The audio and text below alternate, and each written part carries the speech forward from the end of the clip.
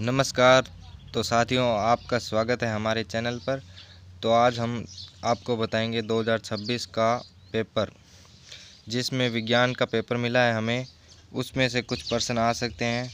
तो अब हम बिना वक्त गवाए शुरू करते हैं। आप चैनल पर नए हैं तो प्लीज़ सब्सक्राइब करना। तो चलिए स्टार्ट करते हैं। सबसे पहला प्रश्न, कौन सी अंतःस्रावी ग्रंथि शरीर की वृद्धि के लिए उपाचयन का नियमन करती है? तो इसका उत्तर आपको थायराइड ग्रंथि करना है। उसके बाद दूसरा प्रश्न,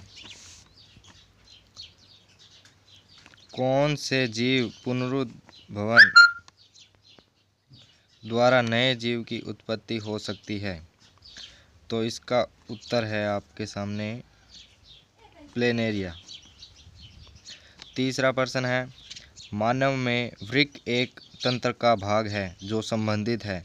मानव में वृक्क एक तंत्र किसका भाग है? तो यह है उत्सर्जन का। उसके बाद चौथा प्रश्न,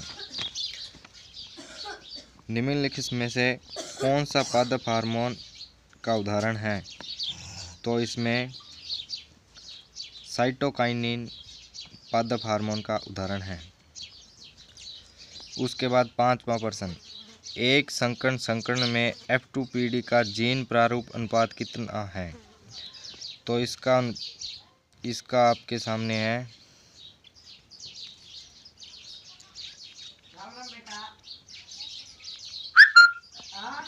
10। उत्तर सही है आपका 9:3:3:1। उसके बाद छठा प्रश्न, निम्नलिखित में से कौन सौर ऊर्जा का स्थिरीकरण करके उसे विषमपोषी के लिए उपलब्ध करवाते हैं? तो इसके लिए है आपके लिए प्राथमिक उत्पादक। उसके बाद में सातवां प्रश्न है, गोलीय दर्पण की वक्रता त्रिज्या r, फोकस दूरी f में संबंध। तो इसका होगा r = 2f। श्वेत प्रकाश पुंज प्रिज्म से गुजरने के पश्चात इसके अवयवी वर्णों में विक्षेपित हो जाता है। प्रकाश का जो सबसे कम। उसके बाद में आठवां प्रश्न है, इसका उत्तर ए होगा। उसके बाद में नौवां प्रश्न है, दिए गए परिपथ में चित्र में बिंदु P व Q के मध्य तुल्य प्रतिरोध। इसका आपका ए ऑप्शन सही होगा, 1 ओम।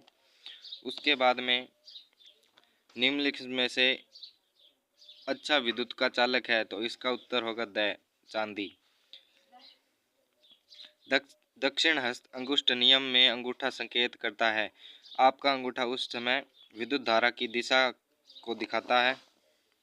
उसके बाद में चित्रानुसार चुंबकीय क्षेत्र के लंबवत रखे चालक में विद्युत धारा प्रवाहित हो रही है। तो इसमें आपका उत्तर होगा कागज में भीतर की ओर जाते हुए। उसके बाद में है आपका प्रश्न, जिंक और तनु सल्फ्यूरिक अम्ल के मध्य अभिक्रिया से उत्पन्न गैस। उसके बाद में Zn+H2SO4 अभिक्रिया कराने पर जिंक सल्फ्यूरिक अम्ल प्लस हाइड्रोजन गैस उत्पन्न होती है। तो इसका उत्तर होगा ए। उसके बाद में एक उदासीन विलयन का pH मान 7 होता है। उसके बाद में इस अभिक्रिया में आपको बताना है कि उपरोक्त संख्या अभिक्रिया के लिए सत्य कथन है। तो इसका उत्तर होगा तीसरा व चौथा।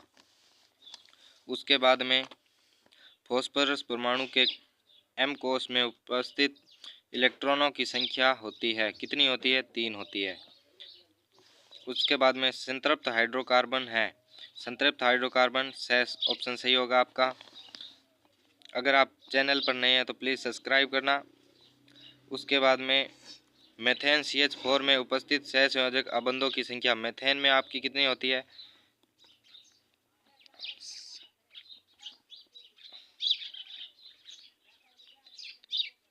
H+H। तो इसमें कितने? 1 2 3 4। तो आपका ऑप्शन होगा ए। उसके बाद में दूसरा प्रश्न है रिक्त स्थानों की संख्या पूर्ति करना है। हार्मोन की क्रिया को क्रिया विधि नियंत्रण करती है, तो इसमें होगा आपका पुनर्भरण।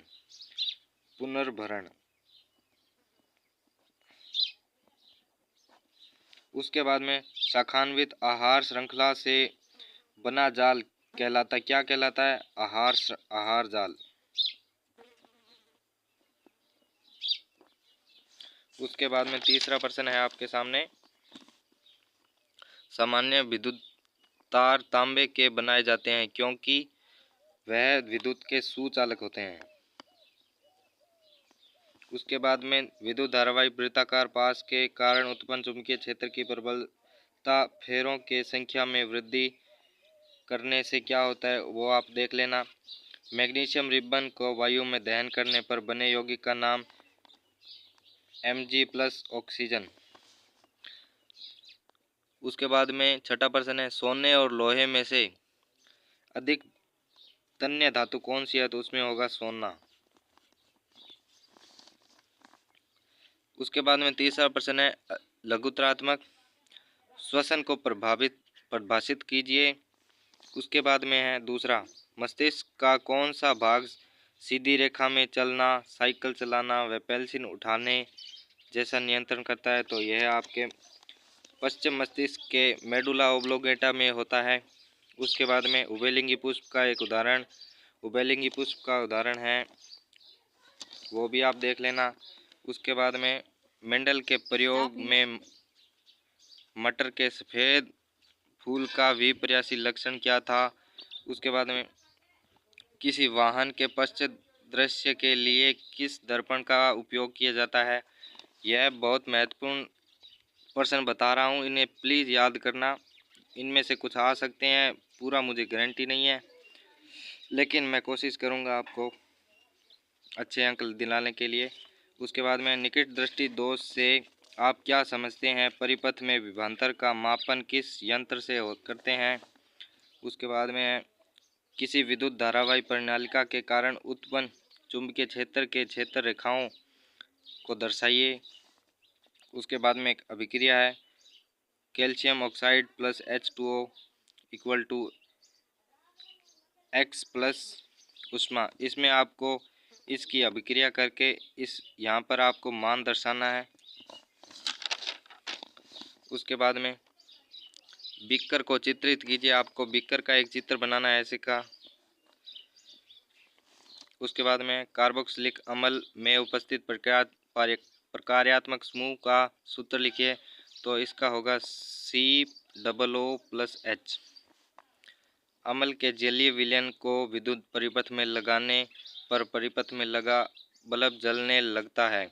इस प्रक्षेपण का विश्लेषण करके एक विद्यार्थी ने अम्ल के जलीय विलयन के कौन से गुण को सिद्ध किया है, लिखिए, ये भी आप देख लेना।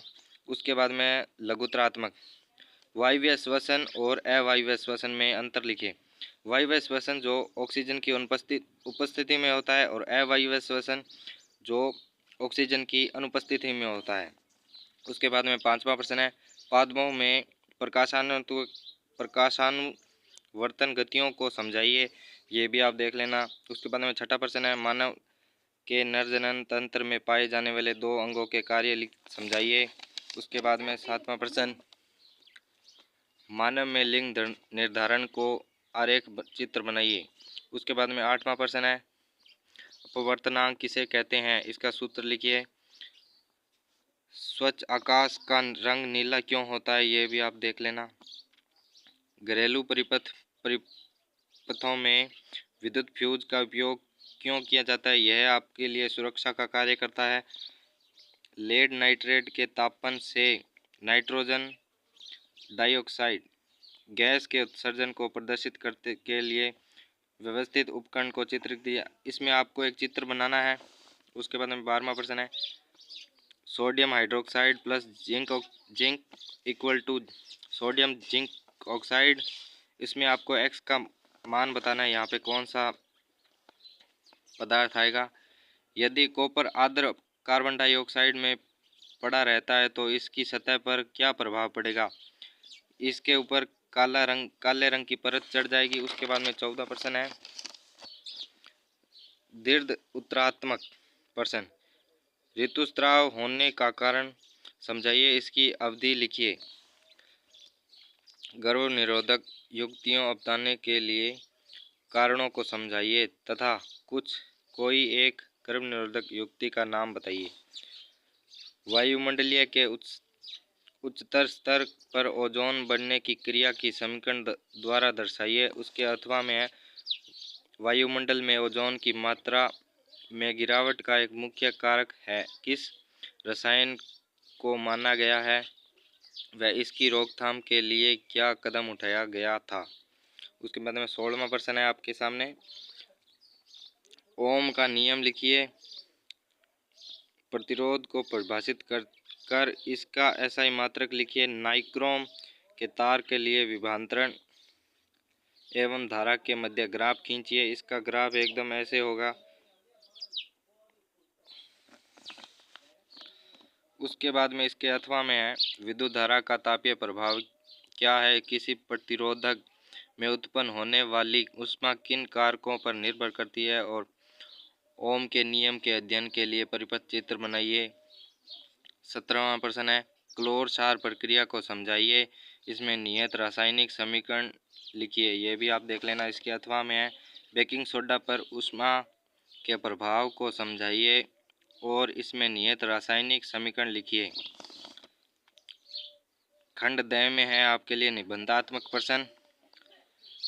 इसमें प्रत्येक प्रश्न 4 नंबर का होता है और इनमें 3 छोटे छोटे होते हैं।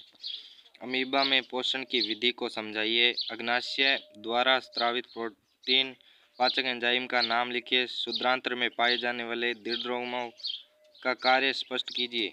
इसके अथवा में आपको दिया गया है, पैरामीशियम में पोषण की विधि को समझाइए। मानव में जठर ग्रंथि द्वारा स्रावित प्रोटीन पाचक एंजाइम का नाम लिखिए। बाघ के शुद्रांत्र की लंबाई कम क्यों होती है, इसको भी कारण स्पष्ट करना है। उसके बाद में 19वां प्रश्न है, किसी बिंब को 16 सेंटीमीटर फोकस दूरी के अवतल दर्पण से 24 सेंटीमीटर की दूरी पर रखा है।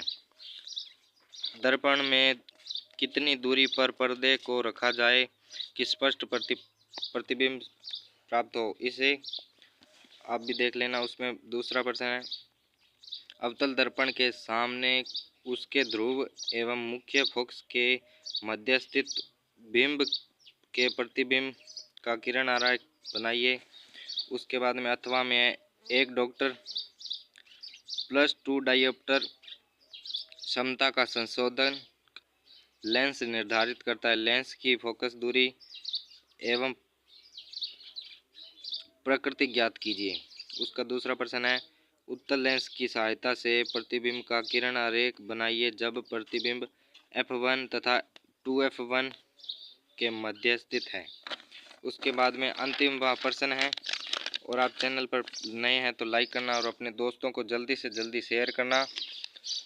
विज्ञान का पेपर, इनमें से ही कुछ प्रश्न पूछे जाएंगे, 100% गारंटी से कह रहा हूँ मैं। लाइक करना। 20वां प्रश्न है, मिशेल की संरचना देते हुए साबुन और अपमार्जक की सफाई क्रिया का विश्लेषण कीजिए। उसके अथवा में निहित रासायनिक समीकरण देकर एथेनोइक अम्ल की निम्नलिखित अभिक्रिया को विश्लेषण कीजिए। तो इसमें पहला है एस्त्रीकरण है अभिक्रिया। इसमें आपको एस्टीकरण अभिक्रिया बताया गया, लेकिन ये गलत हो गया यहाँ से। उसके बाद में दूसरा प्रश्न है, क्षारक के साथ अभिक्रिया। तो इसी के साथ धन्यवाद। आप हमारे साथ जुड़े रहें और नए हैं तो प्लीज़ सब्सक्राइब करना। जय हिंद, जय भारत।